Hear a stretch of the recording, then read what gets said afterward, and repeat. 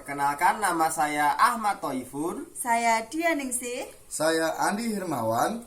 Kami CGP Angkatan 11 dari Kabupaten Blora tahun 2024. Di sini kami akan mempersembahkan demonstrasi kontekstual modul 2.3 dengan menampilkan praktek kucing dan observasi. Pada praktek kali ini terdapat 3 tahapan. Tahapan yang pertama adalah pra-observasi, kedua observasi, dan yang terakhir pasca observasi. Kompetensi yang akan dinilai, yang pertama, kehadiran penuh, yang kedua, mendengarkan secara aktif, dan yang ketiga, mengajukan pertanyaan yang berbobot. Selamat menyaksikan. Selamat siang, Budian. Hari ini saya menjadi pengamat ya bagi Budian saat menjadi coach dengan Pak Andi. Jadi dalam prosesnya nanti semoga kita bisa saling membantu, bisa kooperatif ya Bu ya. Silakan Pak Toib dengan senang hati. Oke, baik. Jadi gini Bu, pada siang hari ini saya ingin menyampaikan ya, instrumen pengamatan yang saya akan lakukan terhadap Anda sebagai coach, gitu ya. Oh iya Pak Toib. Bagaimana ya Pak? Jadi gini Bu, di dalam pengamatan saya, pengamat pada coach, jenengan kan sebagai coach, saya mengingatkan bahwa seorang coach itu harus bisa menjaga percakapan. Nah, di dalam percakapan itu sudah harus memiliki prinsip yang namanya prinsip seorang coach. Ya kan? Kita ketahui sendiri bahwa di dalam prinsip seorang coach itu yang pertama adalah kemitraan. Jadi ini kita coach dengan coaching itu hanya sekedar mitra, ya kan? Di dalam percakapan tadi itu harus ada yang namanya proses kreatif. Jadi prinsip dari coach yang pertama kemitraan ya Bu, kedua adalah proses kreatif, dan yang ketiga adalah menggali potensi. Jadi percakapan itu semoga coach itu bisa menggali potensi dari coaching, gitu ya Bu ya. Untuk selanjutnya gini, di dalam coaching diharapkan itu kita bisa yang namanya mendengarkan aktif dan kemudian mengajukan pertanyaan bobot, gitu. Jadi di dalam pengamatan nanti, kalau menurut Ibu Budian ini ya, instrumen yang saya akan saya buat ini untuk mengamati jenengan, instrumennya ini sudah membantu jenengan untuk mengembangkan diri apa belum?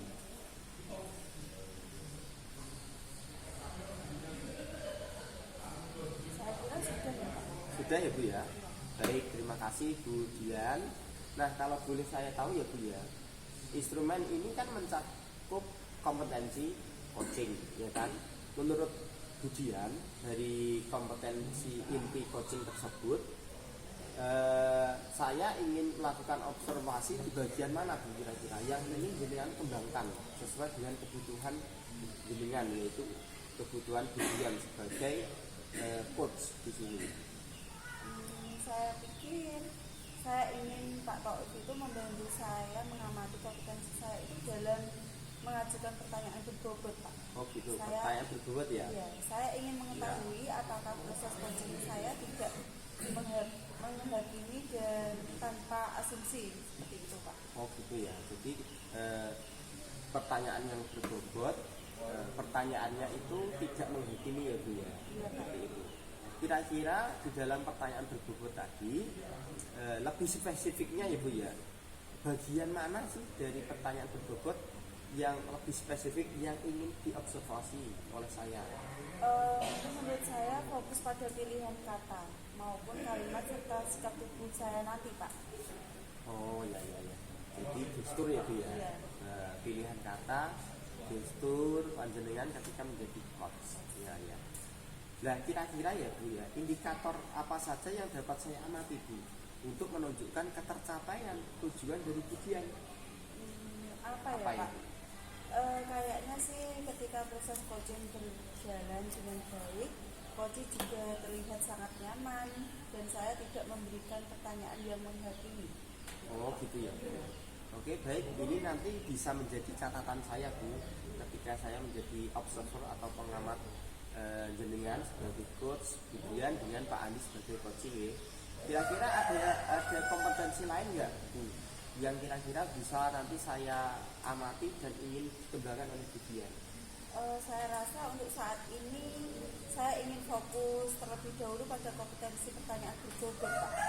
Oh gitu ya Bu ya. Ya. Nah ini sangat menarik sekali ya Bu ya. Semoga nanti kegiatan coachingnya berjalan dengan baik. Sukses selalu ya Bu Dian. Terima kasih Pak Toib. Sama-sama. Assalamualaikum, selamat siang Bu Dian. Waalaikumsalam. Ada apa Pak Andi?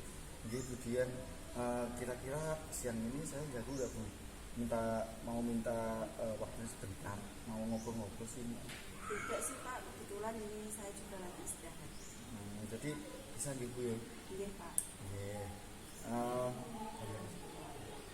Jadi gini Bu, saya sebenarnya mau sedikit cerita-cerita kepada Bu Dian terkait kelas saya, kelas 3 ini Bu ya. Oh, iya Pak. Ada apa ya Pak dengan kelas 3? Jadi gini Bu, di kelas saya kelas 3 ini Bu, kemarin itu pas ulangan itu hasil nilai anak-anak kelas saya itu kok bisa dibilang 80% itu masih di bawah nilai standar gitu Bu ya. Padahal itu saya sudah merasa gimana ya, mengajarnya itu sudah maksimal, terus saya juga sudah masuk setiap hari udah mengajar, tapi kok nilai-nilai anak-anak itu masih kurang memuaskan ya. Anak-anak itu kok ya kayak kurang semangat gitu loh Bu, dalam pembelajaran gitu. Oh iya. Menurut Pak Andi, apa yang membuat anak-anak itu tadi nilainya itu di bawah KKM dan nilainya kok bisa rendah gitu Pak? Kalau menurut saya sih Bu ya, anak-anak itu kelihatannya malas belajar Bu. Sering juga itu waktu pembelajaran itu pas saya menerangkan itu malah mereka itu asik sendiri, asik ngobrol dengan teman-temannya. Jadi suasana kelas itu tidak kondusif. Mereka malah sering ramai daripada fokus dalam pembelajaran. Kadang pun juga saya sudah menegur mereka karena sering ramai di kelas itu. Tapi ya gitu lagi, beberapa saat kemudian mereka asik sendiri lagi, ramai sendiri dengan teman-teman seperti itu. Itu kira-kira itu anak-anak tertarik tidak ya dengan pembelajaran yang Pak Andi sampaikan di kelas? Kalau dari pengamatan saya sih kelihatannya memang anak-anak itu kurang tertarik ya dengan pembelajaran selama ini. Jadi tidak antusias gitu loh Bu. Jadi mereka lebih ramai di kelas daripada mengikuti pembelajaran gitu. Jadi motivasi belajar anak-anak itu sangat kurang ya Pak terhadap pembelajaran yang Pak Andi berikan. Enggak Bu, itu gimana ya Bu? Jadi di sini saya pengen ya sharing pada dia soal itu gitu. Untuk pembelajarannya sendiri itu Pak Andi menggunakan media atau metode apa ya Pak?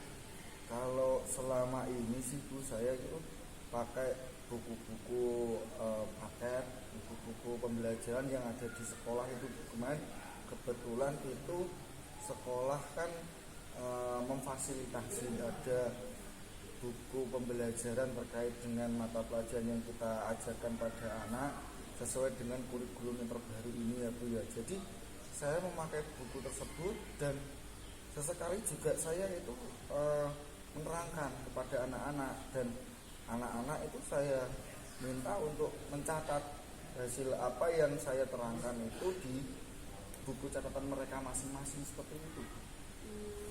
Berarti Pak Andi itu menggunakan media buku LKS itu tadi ya Pak? Ya. Juga mencatat di papan tulis untuk dicatat anak-anak. Iya Nah, Bu. Selain itu Pak Andi sudah pernah memakai metode yang lain Pak? Nah itu Bu, saya juga masih mencari-cari, masih bingung Bu. Belum pernah menggunakan pembelajaran yang lain berarti ya Pak? Paling itu kalau yang pernah saya lakukan ya Bu ya, itu seperti diskusi Bu. Jadi saya membagi anak dalam kelas saya itu menjadi beberapa kelompok, dan nantinya mereka akan melakukan pembelajaran secara diskusi seperti itu. Jadi kalau boleh saya simpulkan dari cerita Pak Andi tersebut, anak-anak yang dapat nilai rendah atau di bawah KKM itu karena antusiasme belajar anak-anak yang rendah ya Pak? Iya Bu. Motivasi belajarnya yang rendah. Menurut Pak Andi sendiri ada cara lain nggak agar anak-anak itu bisa tertarik dengan pembelajaran yang Pak Andi berikan? Kalau menurut saya ini saya ada sebuah angan-angan sih Bu ya, ada sebuah rencana. Mungkin saya akan menggunakan pembelajaran atau media proyektor Bu, karena kebetulan di sekolah itu kan kami memiliki proyektor atau ya kayak seperti TV itu Bu. Nah jadi mungkin itu bisa saya gunakan untuk dimanfaatkan sebagai media pembelajaran. Nah bisa itu Pak. Kira-kira apa yang ingin Bapak tampilkan nanti? Atau itu bisa berupa video atau slide-slide interaktif seperti itu Pak? Nah itu Bu, kebetulan kemarin itu saya baru saja dikirimi oleh teman saya yang ada di Jakarta sana. Beliau itu seorang guru dan kebetulan juga konten kreator. Nah dia itu membuat video pembelajaran. Nah kebetulan saya dikirimi juga video pembelajaran itu. Mungkin itu bisa ya Bu ya, saya gunakan untuk pembelajaran seperti itu. Oh ya itu bagus Pak Andi. Selain rencana tadi mungkin ada hal lain nggak yang ada di pikiran Pak Andi agar bisa anak-anak itu bisa lebih antusias dalam mengikuti pembelajaran yang Bapak berikan? Ya, mungkin kalau karena sekarang kita menggunakan kurikulum Merdeka ya Bu ya, itu kan di kurikulum Merdeka ada P5 juga. Nah saya ingin mengembangkan juga pembelajaran yang berbasis project Bu. Jadi anak-anak itu biar ada apa ya, menuangkan kreativitasnya juga dan mengenal pembelajaran yang ada di lingkungan sekolah itu lebih luas lagi seperti itu. Itu bagus itu Pak. Pasti nanti anak-anak juga akan sangat antusias dan juga merasa senang. Iya. Menurut Pak Andi, hal menarik apa yang Bapak dapatkan dari pembelajaran tersebut? Kalau menurut saya sih Bu ya, pasti itu anak-anak akan lebih bersemangat dan antusias ya Bu ya, karena untuk model pembelajaran ini memantik anak untuk bisa saling berkolaborasi untuk dalam hal apa, mengerjakan sesuatu, membuat sesuatu. Jadi saya kira itu akan lebih menyenangkan bagi anak seperti itu. Baik Pak, bisa dilanjutkan ya Pak. Setelah kita bicara panjang lebar, coba deh Pak Andi ceritakan alur pembelajaran yang baik itu seperti yang bagaimana yang ingin Bapak terapkan. Nah, mungkin ya Bu, kalau menurut saya, jadi untuk melakukan pembelajaran seperti yang saya ucapkan tadi, yang sesuai rencana saya tadi ya Bu ya. Pertama pastinya saya lagi menyiapkan video pembelajaran tadi, kebetulan saya sudah dikirimi teman saya video pembelajaran yang edukatif memang. Terus itu pastinya bagus sekali untuk anak-anak karena memang saya pribadi sudah melihat video tersebut. Kemudian saya nanti akan membuat kelompok-kelompok kecil di kelas saya untuk sebagai sarana diskusi mereka dalam membuat sebuah proyek bersama. Jadi setelah itu anak-anak akan mempresentasikan hasil proyek bersama kelompok mereka sebagai hasil diskusi mereka, sebagai hasil proyek mereka yang nantinya bisa dilihat oleh teman-teman yang lain juga. Rencana yang bagus itu Pak Andi. Kira-kira ya bagaimana komitmen atau konsistensi Pak Andi dalam menerapkan pembelajaran yang berpihak pada murid? Kalau saya sih pastinya akan saya ingin segera melaksanakan dan menerapkan pembelajarannya seperti tadi, dan saya pasti akan ibaratnya ingin sekali konsisten dan selalu berjanji pembelajaran ini bisa terlaksana dan bisa memantik siswa-siswi bisa lebih antusias untuk belajar dengan memanfaatkan media-media yang ada di sekolah dan membuat siswa itu lebih antusias lagi. Ngomong-ngomong ya Pak Andi, kira-kira ada tidak ya rekan yang bisa dimintai pertolongan dalam menerapkan semua itu Pak? Nah, kalau pastinya di sekolah itu kan kita ada rekan-rekan sejawat kita ya Bu ya, dan ada juga kepala sekolah. Mungkin menurut saya seperti dia sendiri, karena sebagai rekan sejawat saya yang ada di sekolah dan saya melihat Budian itu orang yang memang mampu dan berkompeten. Mungkin saya ingin berkolaborasi dengan Budian kaitannya dengan pembelajaran nanti agar saya itu bisa menerapkannya dengan baik seperti itu. Tentu saja bisa dong Pak Andi. Nanti kita bisa saling berkolaborasi. Saya yakin Pak Andi bisa melakukannya dengan baik. Good luck ya Pak. Terima kasih ya Budian ya. Saya akan terus berjuang agar lebih baik dan terus lebih baik sebagai pengajar di sekolah ini ya. Ngomong-ngomong, bagaimana perasaan Pak Andi sekarang setelah ngobrol panjang lebar tadi? Alhamdulillah Bu, karena setelah bisa ngobrol dan bisa dibilang curhat dengan Budian, perasaan saya itu lebih tidak lagi campur aduk, tidak lagi ruwet seperti tadi Bu, karena saya alhamdulillah mendapatkan jalan terang tentang solusi pembelajaran yang baik itu seperti apa kepada murid saya.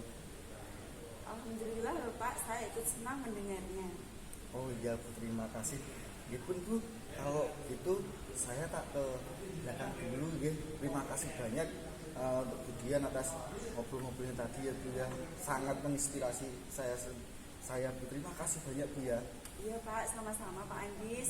Semoga sukses ya Pak. Amin Bu. Assalamualaikum Bu. Monggo. Waalaikumsalam. Ini Pak. Selamat ya Budian, coachingnya berjalan dengan baik. Terima kasih Pak Taib. Ya sama-sama Budian. Nah gini Budian ya, tadi saya melihat Budian menjadi coach itu wah keren sekali, hebat.